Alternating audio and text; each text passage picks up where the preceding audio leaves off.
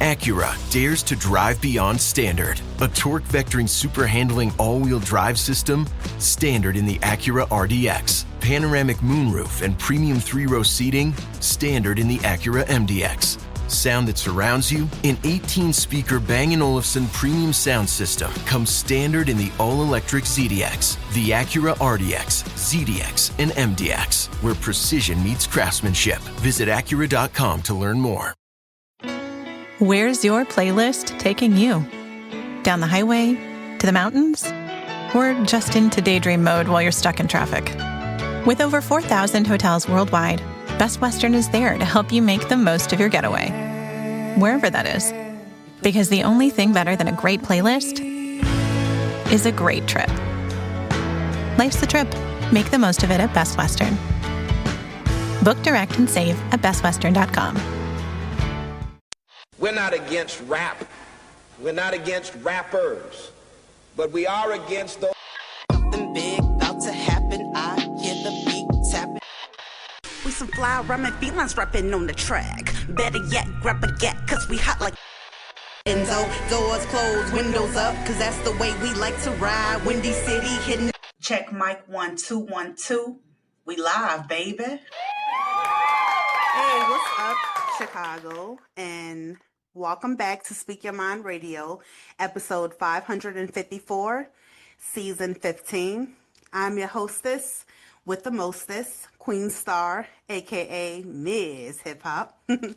And today we are honored to welcome Nathan Moss from Canada, a passionate music lover born without the ability to speak, yet deeply connected to the power and sound and storytelling of music. And he's here to talk to us about the 1999 track, Letter to the President, by the Outlawz and Tupac Shakur, along with a brief tribute to member Young Noble. So without further ado, bringing up next to the mic, Nathan Moss. How you doing? I'm doing very well, and thank you, Ricardo, for taking time out of your day to listen to me. I really appreciate it. Yes, and Chicago thanks you, Nathan, for coming on Speak Your Mind Radio today. You bet, you bet. So as you know, we do a traditional icebreaker question for all the guests. So let's get started. Yeah. Okay. Nate, how is living without a natural speaking voice since birth shaped your personal journey and connection to the world around you? I think it really affected my life. And, but first I would like to do this with this statement that despite my struggle, I'm a white male, thick-standard. I have a lot of privilege. Though by no means am I to avoiding and saying that my situation is tougher than any of yours in Chicago and quite frankly around the world. But yeah, it's been a real struggle with my voice. And it's not that I'm not proud of it, but I am, and I am proud of the fact that I can speak and converse and interact and do all those things. But, it's like people see me in the wheelchair and they say, oh, cool, you're in a wheelchair, and they see some of the physical stuff, and then it's like, that's part of it, physical disability. But I find when they hear my voice, it kind of subconsciously, it's like, oh no, like, what are we supposed to do with that? You look disabled, but now, you got a funky voice, and we don't really know what to do with that. And so I'm not saying that people do that literally. I'm saying that subconsciously, they're like, wow, okay, you did a good job, but what do we do with that in terms of social outing, in terms of employment, in terms of romance, in terms of, travel, everything from, I'm 43 years old, and people still contact positively with me, like when I say something, people tend to they tend to infantilize me a little bit, like I don't know what I'm talking about, or I'm younger than my age, or I'm gonna break if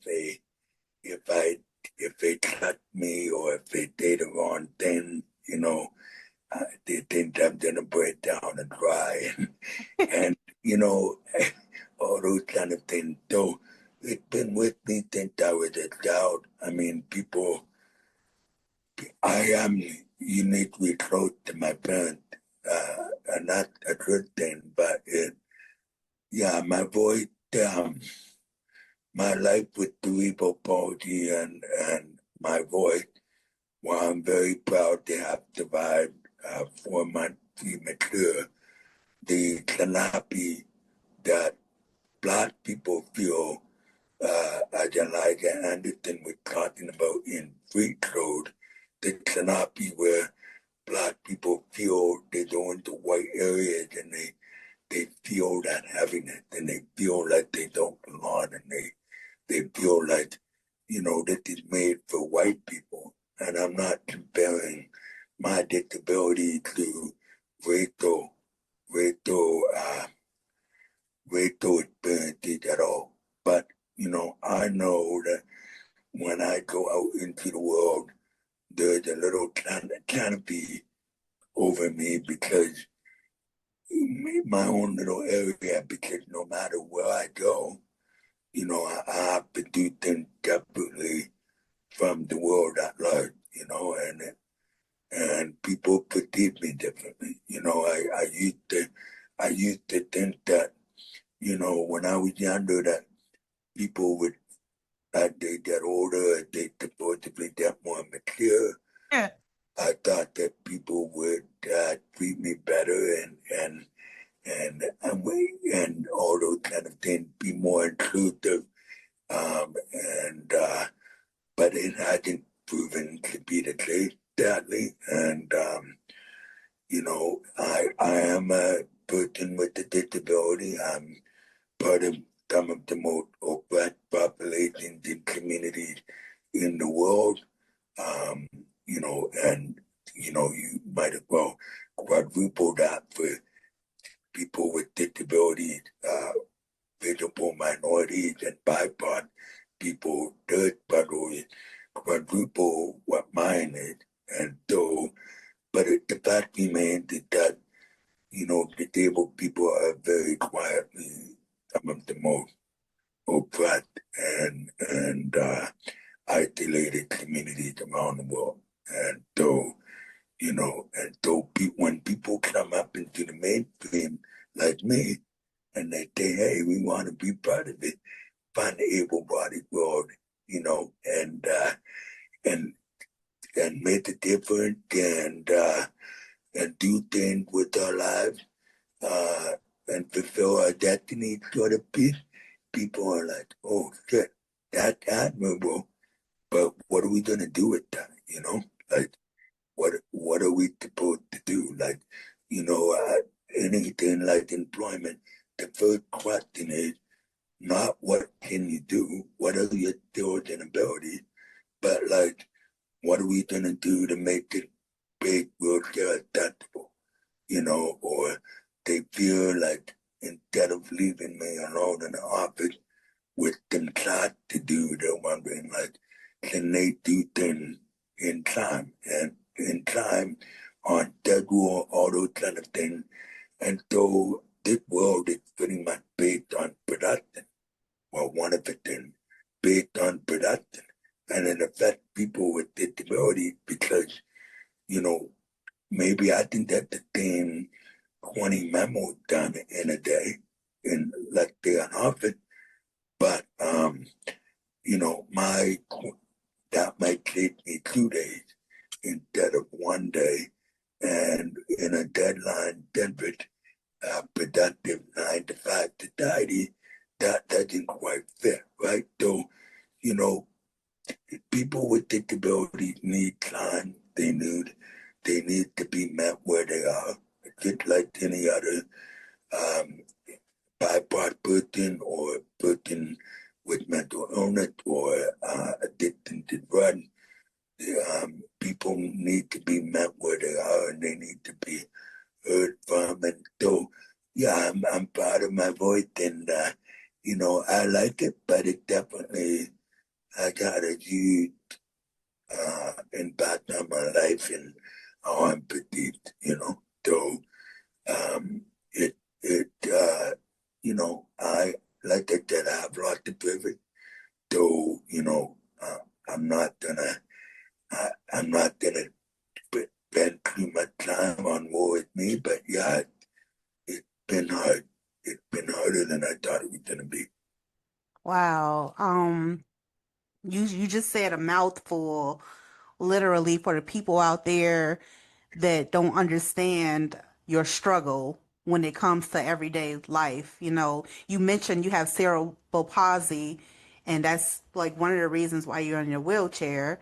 And people look at you differently, indifferently, I should say, and they don't. You're right. They don't mature over time. Like people, they get older, and you would think that the juvenile out of them would be gone by now, but it's not like that. And No, no, and different people have able-bodied people have come up to me and been like, you know, I've broken my leg, and so I had to, or I injured myself, and I had to spend some time in a wheelchair when I was recovering. And they're like, I didn't realize how shitty people treat you just because you're in a wheelchair. And, you know I'm back up walking now, but and doing the physical things I was before, but able-bodied people are alarmed when they have to spend any time in an addictive device or need personal care for whatever reason. They express alarm, you know, at just the differences in how they're treated simply because they're lower than a standing human eye level.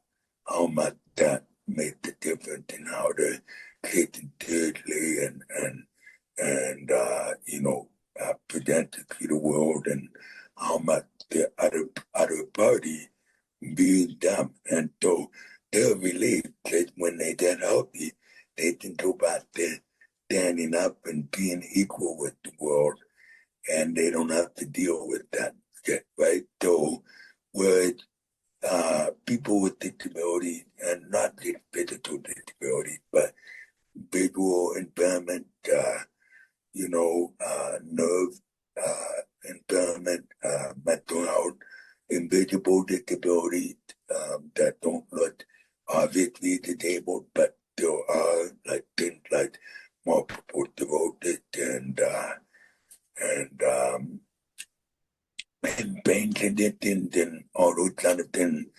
They they impact how you're treated, and so it's not just and perceived, so it's not just my physical disability and my hard of hearing and all those things. Disability is a wide spectrum, you know, and there's even that thing that economic disability and social disability, which we can talk about later. But though it's not just about me, that's one of the things that people taught me with, you know, it's not just about me, it's about the people around me and all of it, you know, and all of it faith, capital present every day, right, in our own way. And so so when I speak about my experiences, I very often try to include everybody's disability instead of just my cerebral palsy, right? And even within cerebral palsy, there's such a wide spectrum of cerebral palsy that, you know, that's one of the reasons why don't hurt the street, or quote unquote kill. Is that no case the cerebral palsy is exactly the thing, though my cerebral palsy might be different than Joe's cerebral palsy. Joe might be able to stand up a little bit better, but he might not have the same voice, or he might have more cognitive difficulty. So disability is a game of give and take. And so, though I'm pretty happy with the way I ended up, and my life is not about the struggle of my disability.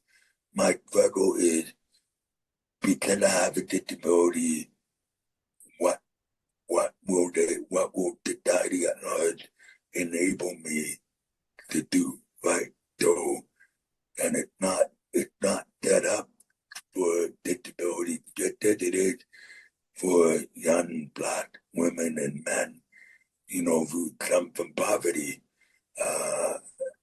and racial discrimination and slavery.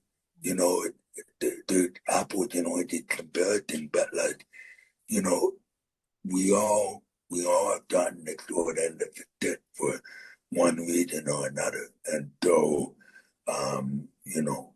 so I try and be inclusive of everyone, not just my cerebral palsy, because there's so much out there that people deal with and that I don't deal with, simply because I have a loving family and the color of my skin, right? So, and my total economic viability, I don't have much earning power myself, but I come from a white bourgeoisie family who, they made the money in their day. So that allows me to be comfortable, but I don't take that for granted. Not at all. You can't, after you listen to Tupac for 20 years of your life, maybe more, you can't. It's impossible. For me, that dude. Amazon One Medical presents Painful Thoughts. I've been on hold to make a doctor's appointment for 23 minutes now. The automated voice has told me 47 times that my call is very important to them. I'm starting to think that they don't think my call is important at all. With Amazon One Medical 24/7 virtual care, you'll get help fast without having to remain on the line to make an appointment. Amazon One Medical. Healthcare just got less painful. This message is sponsored by Greenlight. With school out, summer is the perfect time to teach our kids real-world money skills they'll use forever. Greenlight is a debit card and the #1 family finance and safety app used by millions of families, helping kids learn how to save, invest, and spend wisely. Parents can send their kids money and track their spending and saving, while kids build money confidence and skills in fun ways. Start your risk-free Greenlight trial today at greenlight.com/Spotify. That's greenlight.com/Spotify. The reality rap wasn't just a fantasy. It never was a fantasy. It was a door open. Because Tupac was like, here, I know you're waiting the table and you got your struggle, but here I'm going to give you a broader look of what your world is like. And it's not going to be pretty, but I'm telling you what you need to know. So even if you're privileged and white, here's how you can help out and be aware of yourself, right? So it's not just about me and my disability. It's about what can I do with it and how can I use my lived experiences to listen to others and help people with their struggles as well. Wow. Again, you said a lot, and you're right. You offer more than just your you are more than just your disability. It's about what you do with the ability that you have. And that's why I want to thank you for coming on today's show to talk about something that I love and you love and we all love, and that's music. Yeah. So Yeah. with that being said, Nathan, let's discuss together who the Outlawz and Tupac Shakur was. Yeah. For the people out there that don't know, the Outlawz are a hip hop group who was founded by Tupac Shakur in the mid 1990s, shortly after his prison release. The group was originally named Dramacidal Outlawz, and each member was given a name associated with historical enemies of America and as a form of rebellion. So the core members, for those who don't know, is Young Noble, Idi Amin, Yaki Gaddafi, Hussein Fatal, Napoleon, Stormy, Castro with a K, Mo Preem Shakur, Storm, who was the only female member of the group, aka Donna Harkinson, Nutso, and Big Sky. So this group, the Outlawz, was known for their loyalty to Tupac Shakur for delivering his message even beyond the grave. So let's give a moment of silence to the lost ones. Young Noble, Yaki Gaddafi, Hussein Fatal, Big Sky, and of course Tupac Shakur, aka Machiavelli. Nate, what was your reaction upon hearing the news about Young Noble's reported suicide on the 4th of July? And how did it impact you personally as a fan of his work? My reaction was one of sadness, and I was thinking about there's another cat gone from that era, you know. Good Night is in prison for life. As you mentioned, Hussein Fatal is dead, Gaddafi is dead, Tupac is dead, Afeni Couture, Tupac's mother, is dead, and we did honor her as well during this interview. Nicoya B.I.G. is dead, and so it's just another influential artist that carried voices from that time period and the continued black struggle in America and really racial struggles around the world. We've lost another voice. We've lost another individual that can't be replaced. So even though I came of age in the 50 Cent Eminem era, I always looked at the 90s as my foundation, for everything that I know. So Tupac and the Outlawz had a lot of admiration for me. The loyalty to Tupac was amazing. Some might say that some of the names of the Outlawz could be somewhat controversial. Mr. Laney was pretty controversial. Mama Gaddafi was a pretty controversial figure, but I think that Tupac was a genius in that if you're gonna go mainstream, you need to have people, enemies of America, that people are familiar with, right? And so even though those individuals were highly controversial and in their own way dictators, they were enemies of America and spent a great deal of their careers, their political careers, making that stand. And so I think for Tupac to come up with those names for the Outlawz, for his son and brother, was a genius, because it keeps people who don't know anarchism or don't know more radical social movement. It gives people a starting point. Okay, who was Castro, Fidel Castro? Who was Amin from Uganda. Who were those people? And so I think key part was, how can I point my prejudice gun on America in more effectively, while I can align myself with the enemies of the Imperial United States. And so, yeah, I'm going to give my crew name that the United States public will be like, oh shit. Now, these guys mean business. They're not just the rap group.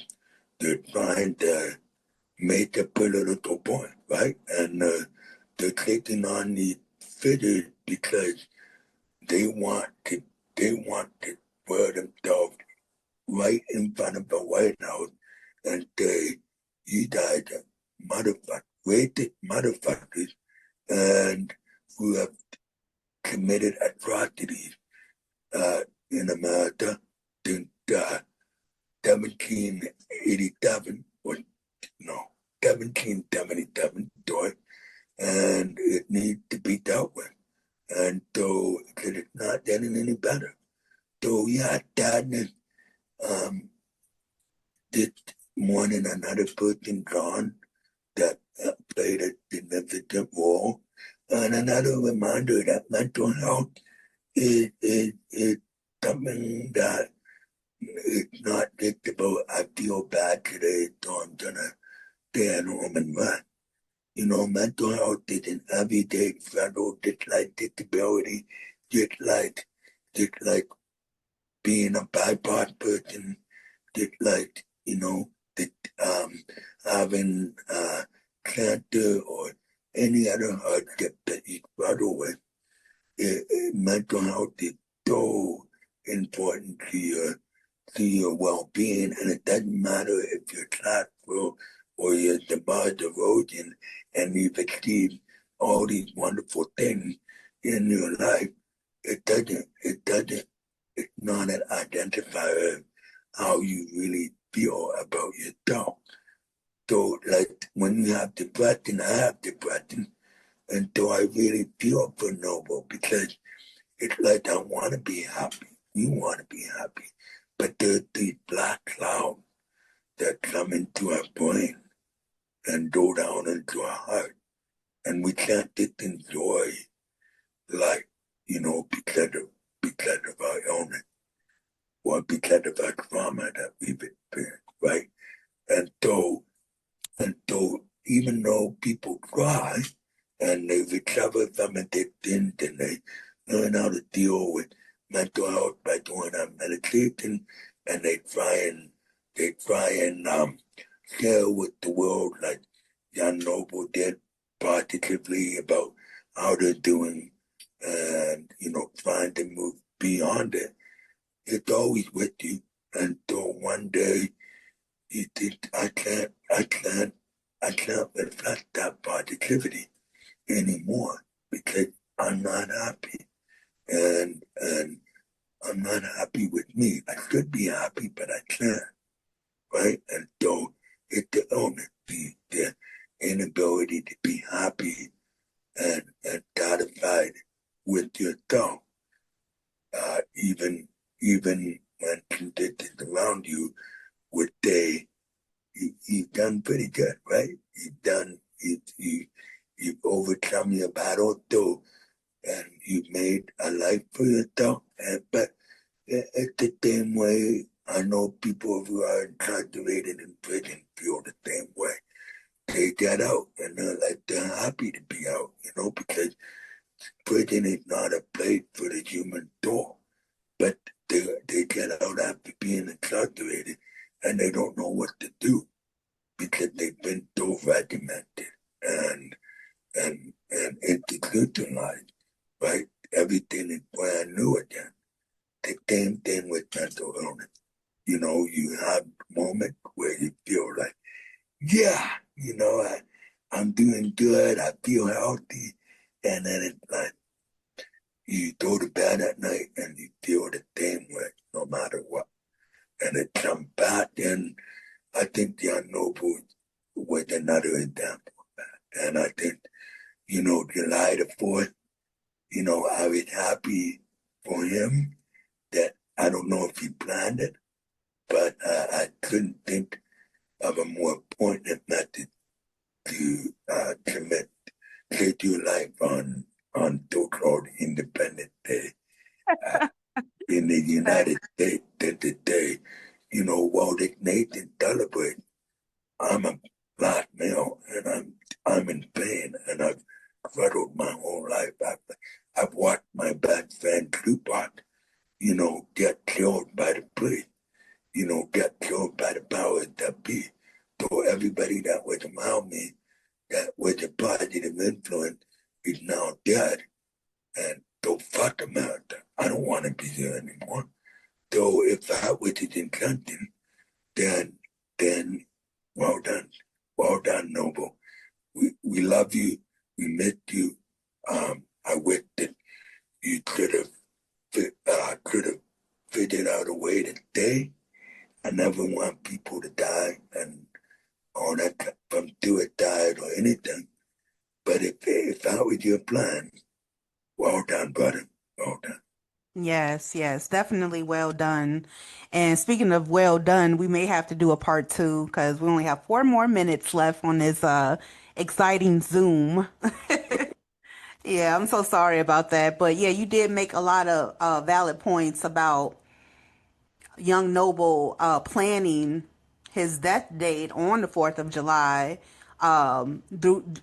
through so much oppression of being a black man in America. And you're right. What you said is like mental health is like a dark cloud in your head that goes down to your heart. And you wake up every day like you want to be happy, but you're not happy. And even young Noble back in 2021, when he suffered that massive heart attack, he was grateful for his life. So it kind of, it threw me off when he took his own life through a gunshot on the 4th of July. It just blew me away. But at the same time, the way you came back around and made it like a homecoming thing, yeah, if you're hurting, yeah, more power to you, brother. Rest in power, rest in peace. Thank you so much, Nathan, for saying that. Yeah. Yeah. You bet. I hate to end this, but like I said, we probably do a part two or whatever. And when we do come back and do this part two, we'll get more in depth into the song Letter to the President by the Outlawz and Tupac Shakur. But thank you everybody out there that stayed and listened, and look out for part two. I love you guys so much, Chicago. Thank you, Canada, for listening. And thank you, Nathan, for coming on today's show. Yeah, you bet. Anytime. All right. See you next time. Peace. Peace.